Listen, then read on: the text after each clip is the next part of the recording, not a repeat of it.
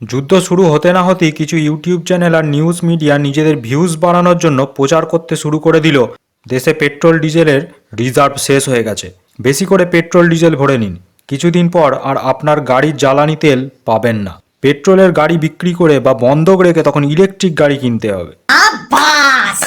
ব্যাস, সব লোক লাইনে লেগে পড়ল ইলেকট্রিক বাইক কেনার জন্য নয়, পেট্রোল পাম্পের লাইনে। রাস্তায় যা জ্যাম তার থেকে পেট্রোল পাম্পে বেশি জ্যাম হয়ে গেল।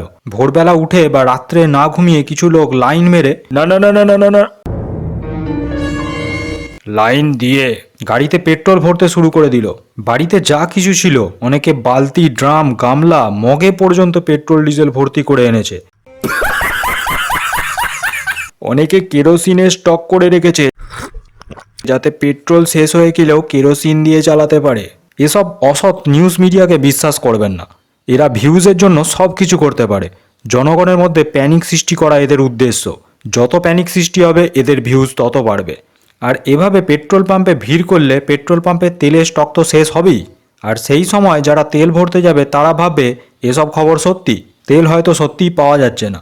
তারা বাড়ি ফিরে পাড়ার মাচায় বসে রাস্তা দিয়ে যাওয়া মেয়ে দেখতে দেখতে খবর প্রচার করবে, যাতে সিচুয়েশন আরও খারাপ হবে। মাচার পাশ দিয়ে যাওয়া কোনো কাকিমা যদি সেই খবরটা শুনতে পায় তাহলে বাকিটা বুঝে নিন।